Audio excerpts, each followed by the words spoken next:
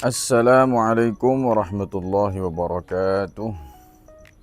Ya, kembali lagi dengan saya di Alfam Nikapi. Bagaimana kabarnya teman-teman? Semoga baik-baik saja ya. Semoga dilancarkan segala urusan dan hajatnya, dan dilancarkan juga rizki mata pencahariannya, disehatkan fisik dan mentalnya, amin amin ya robbal alamin. Di sini saya mau sharing teman-teman. Terkadang di saya masih terjadi yang seperti ini teman-teman. Nah, ini bisa dilihat ya, aktif-aktif di wadah-wadah ini sehat, dominan sehat, bahkan berapa persen nih dari berapa wadah ini, di bawah ini juga malah kehujanan juga sehat. Dan saya coba simpen rijekan tuh di sini, di wadah sekecil ini kena air hujan, awalnya pendek ya sehat-sehat ikan nih. Jadi makanya saya bilang ikan gapi itu gampang ya, bisa kewampang banget kayak ini kan sudah sebetulnya nggak masuk kriteria cara memelihara di tempat saya. Dengan wadah sekecil ini, air saya biarkan, tapi ikan hidup. Nah itu kan artinya gampangnya terlampau gampang, terlampau sangat mudah. Lah, sulitnya bisa juga dibilang sangat sulit, masih terkadang seperti ini teman-teman. Nah, kalau terjadi yang seperti ini agaknya bingung saya juga. Kenapa saya bingung? Saya cerita dulu asal muasalnya ikan ini kenapa ya. Jadi intinya di wadah ini kan sama, rawatannya sama kanan kiri bawah, intinya di rak ini sama, yang di outdoor sana agaknya sama. Intinya ketika ikan itu menghendaki diganti airnya, saya ganti. Nah, mungkin bedanya di tempat ini tuh semuanya mata hitam, yang mata merah ya cuma ini, yakni topas. Ini awalnya topas, mulai mati satu persatu, mulai mati 2 atau 3 lah kalau nggak salah. Saya ganti airnya, tetap mati. Saya ganti lagi airnya, tetap mati. Setiap hari sudah saya ganti, tetap mati. Lah, lebih anehnya lagi, dia masih doyan makan teman-teman. Mungkin kalau teman-teman lihat video sebelumnya, sebelum ikan lubukan ini mati maksudnya, itu ikannya nggak ada menunjukkan gelagat dia kayak nggak doyan makan dan lain-lain kayak gitu. Nah, terkadang yang seperti inilah yang saya bilang sangat susah pas kayak gini, pas ketemunya kayak gini nih yang sangat-sangat susah.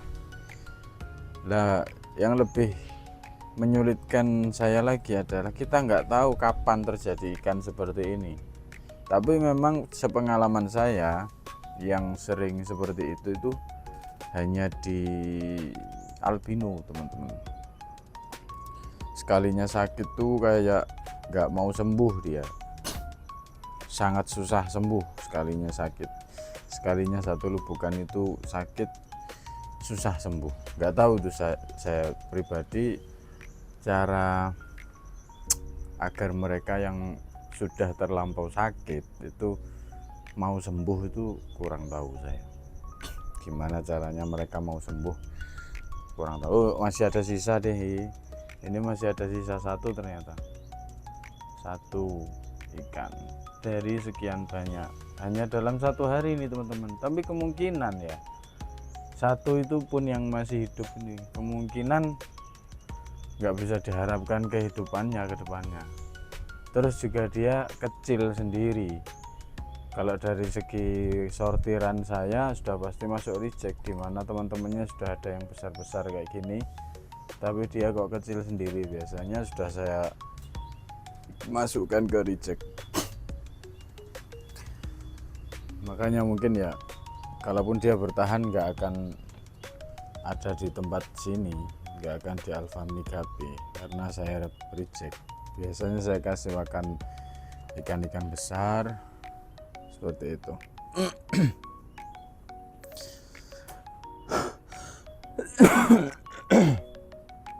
Nah, badan saya agak kurang seberapa fit teman-teman, ya mungkin juga kena musim yang seperti ini, jadinya agak oleng lah, bisa dibilang kondisi saya sekarang ini agak oleng. Lah saya nggak seberapa effort ngomongnya, karena dikala seperti ini memang yang harus saya lakukan itu sebenarnya puasa ngomong, apalagi teriak menggunakan volume yang tinggi lah itu, apalagi profesi saya itu sering menggunakan suara teman-teman, makanya saya mungkin nggak seberapa ngotot lah ngomongnya, nggak seberapa effort ngomong intonasinya atau nadanya seperti itu. Ini curhat saja dikit. Kembali pada ikan tadi ya teman-teman. Nah, itulah susahnya pelihara albino yang ternyata juga agaknya masih susah di tempat saya. Terbukti yaitu tadi, atau mungkin analisa simpel saya, intinya ya dia nggak cocok dipelihara di sini. Nah, nantinya ini mungkin full gold saja. Kenapa saya bilang seperti itu saja atau saya simpulkan seperti itu saja, karena dia itu ada barengannya teman-teman, ada saudaranya topas itu kan satu lubukan yang saya bagi dua dulu. Itu saya bagi dua, dari 50 atau 60 ekor saya bagi 30 di sini barengannya. Nah, ini sehat-sehat sentosa, tidak ada kendala sama sekali ini topasnya. Sehat sentosa. Nah, kemarin yaitu tadi yang terjadi tuh, ini mulai mati satu atau dua, lalu saya ganti airnya total. Yang biasanya teman-teman digitukan itu sehat seperti itu, jadi makanya saya lakukan tanpa memperhitungkan satu atau dua hal, saya kuras total seperti itu. Dan kenapa juga saya nggak pikir panjang soal nantinya ikan ini bagaimana, harapannya tetap sembuh sih sebetulnya, harapannya tetap sembuh, tapi kalau Allah berkehendak lain dengan usaha saya yang mengharapkan dia sembuh tapi belum dikasih sembuh, ya sudah, walaupun saya harus sedih tapi nggak harus saya tangisi seperti itu. Kenapa nggak harus saya tangisi juga, karena dengan kita pelihara ikan yang banyak, ada kematian satu lubukan seperti ini masih oke lah teman-teman. Makanya yang terpenting tuh perbanyak ikan juga, agar nantinya ketika ada yang mati satu lubukan, kita masih punya cadangan lubukan yang lain. Toh lagi indukannya juga masih ada teman-teman. Lah yang nggak sempat berkembang di tempat saya itu indukan topas yang ribbon teman-teman. Cerita saja saya, topas yang ribbon itu nggak sempat benar-benar berkembang. Sempat benar-benar berkembang, anakannya sampai besar juga, tapi terus ya sama seperti itu tadi, mati satu lubukan yang isinya betina-betina ribbon. Ya sudah, apa mau dikata yang seperti itu.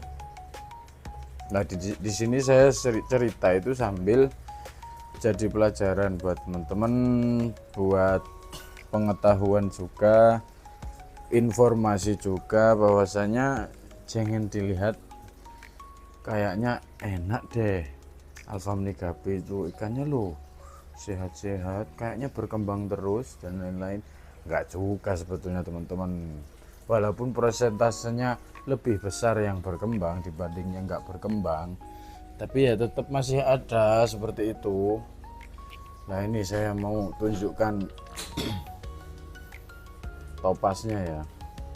Padahal cantik banget teman-teman loh ini topaz ribbonnya atau sky blue ribbonnya, malah sisa jantan-jantan ribbon. Akhirnya nanti kalau saya pengen topaz lagi ya yang ribbon ya mestinya cari indukan lagi otomatis, tapi kayaknya cukup. Kayaknya saya maunya farm saya dikenal sebagai pengkoleksi atau pengebrit gapi jenis koi.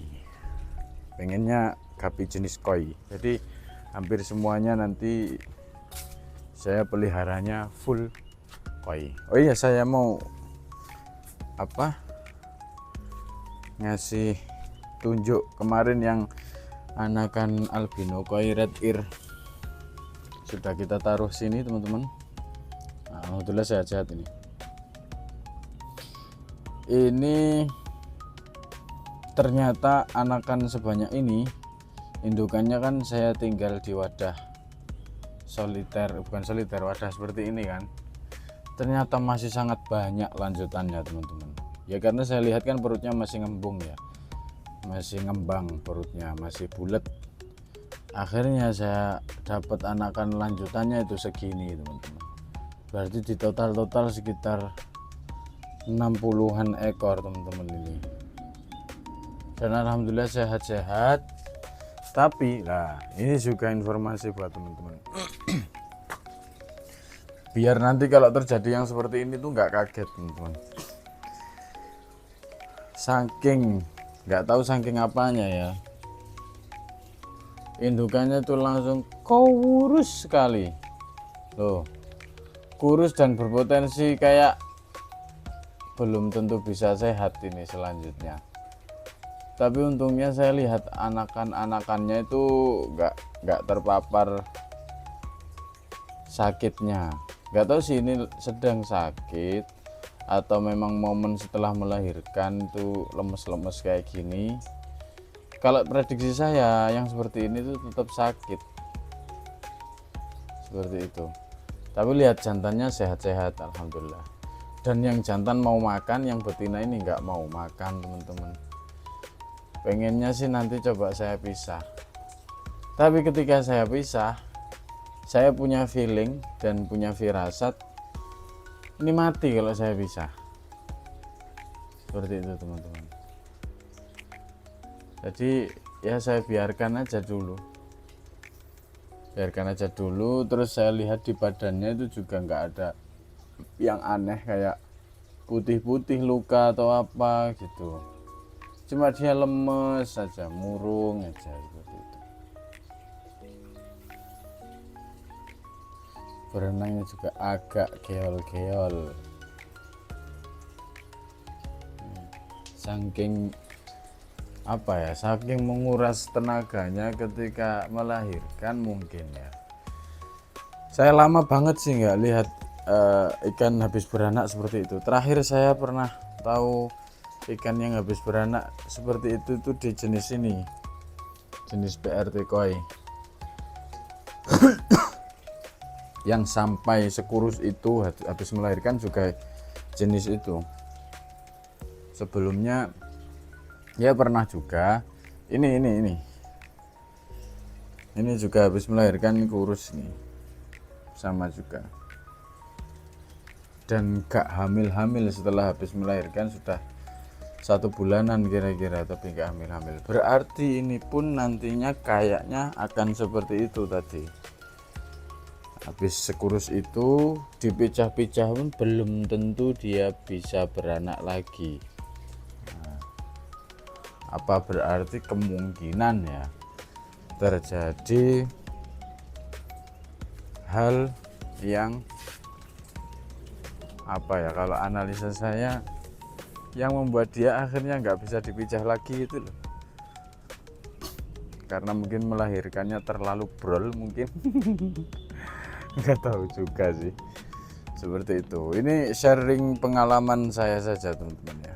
Jadi memang hampir di semua video ini nggak ada settingan teman-teman ya. Pokoknya saya pelihara, saya pengen buat konten, saya buat kontennya, saya sesuaikan sekali dengan pengalaman saya di peliharaan ikan gapi, intinya sangat saya sesuaikan apa yang saya bicarakan dengan yang saya lakukan di farm seperti itu. Jadi mungkin bisa lebih relate dengan teman-teman, dan jangan kaget juga ketika memang terjadi hal-hal yang saya ceritakan di video sini atau di Alfamni Gapi ini. Ketika saya bercerita ya jangan terlalu heran, karena emang ya seperti itulah dalam memelihara ikan gapi. Nah, saya bilang lagi, ini tadi kan terlampau gampang ya, ada lagi, tapi selalu yang terlihat terlampau gampang memelihara ikan gapi itu mesti yang selalu seperti itu tuh yang mata hitam, teman-teman. Nah ini air nggak pernah diganti saat buraya. Dari mulai buraya ini nggak pernah diganti airnya sama sekali. Nah, ikan bisa seaktif ini, dan kita lihat, kita naik ya, biar teman-teman tahu seberapa banyak koloninya itu. Ini yang dulu lahiran Black Musco 122 ekor kalau tidak salah ya. Nah ini masih sehat dan aktif, dan dilihat di pojok-pojok tidak ada bangkai ikan, teman-teman, yang kemungkinan masih hidup 100%, atau karena kurangnya saya pantau setiap hari ya bisa jadi mungkin ada yang mati tapi sudah terlarut oleh air, teman-teman. Nah, kenapa saya terkadang ada rawatan yang seperti ini, tapi tetap saya kasih makan kok, teman-teman, tetap saya kasih makan. Dan yang membuat saya nggak tangani itu apa ya, karena ketika saya kasih makan itu aktifnya Masya Allah, lahapnya Masya Allah, aktifnya Masya Allah. Jadi ya ngapain saya utak-utak atau ngapain saya obok-obok seperti itu, ya saya biarin aja, saya tambah air lah. Ini waktunya nambah air, ini nggak pernah saya tambah airnya dari mulai buraya ini, teman-teman. Makanya dari awalnya segini ini, teman-teman, harus segini, jadi separuhnya lebih yang hilang ini airnya, waktunya ditambah. Nah yang seperti ini ya sudah nggak saya tangani, nggak ada masalah. Beda dengan yang ini akhirnya sudah saya angkati ikannya. Di sini juga sudah saya angkati, di sini juga saya angkati karena bermasalah. Tapi ikannya saja yang saya angkati, karena saya sendirian kan ya, ini agak lumayan menguras tenaga untuk ngurasnya, karena lumayan besar dan tempatnya itu sempit gitu loh, jadi agak menyusahkan saya ketika mau nangani. Nah, makanya yang seperti ini saya biarkan. Nah, ikannya seaktif ini, teman-teman. Loh, saya beri jari mendekat semua. Nah, kalau topaz atau albino bisa sampai seperti ini di saya, ya itu sudah mungkin sudah handal atau profesional saya mungkin, kalau bisa air sekotor ini loh ya. Tapi saya nggak bisa bilang air seperti ini tuh kotor, teman-teman. Kotor hanya dari segi visual. Nah, saya kira ikan itu nggak mungkin seaktif ini kalau ikan tersebut nggak bagus. Kok ikan? Air tersebut nggak bagus, nggak mungkin. Sudah pasti air ini air yang sangat, komposisi parameternya itu pas dan baik buat mereka. Makanya seperti ini ikannya, bisa sangat aktif, sehat-sehat, bertumbuh dan berkembang juga. Ini setengah bulan atau 1 bulan lagi nih, kalau dia nggak makan anakan udah pasti sudah ada burayanya ini di sini. Kalau nggak saya tangani pisah jantan betina atau gimana gitu ya. Lah ini yang di sini saya ceritain ya. Yang di sini tuh sudah saya ambil karena sudah ada bangkai dan waktu itu gedek. Nah kalau ikan mata hitam teman-teman, ada gedek itu ditangani itu arahnya kepada kesembuhan, atau mungkin yang ini tuh jenis penyakitnya beda, bisa jadi ya, atau memang jenis albinonya yang ketika sakit tuh ya sudah pamitan aja makanya mati. Nah yang di sana itu sudah saya siapkan tempat di sini teman-teman, akhirnya sehat-sehat, akhirnya aktif-aktif, sehat-sehat. Oh, beda dengan yang albino tadi, albino topas.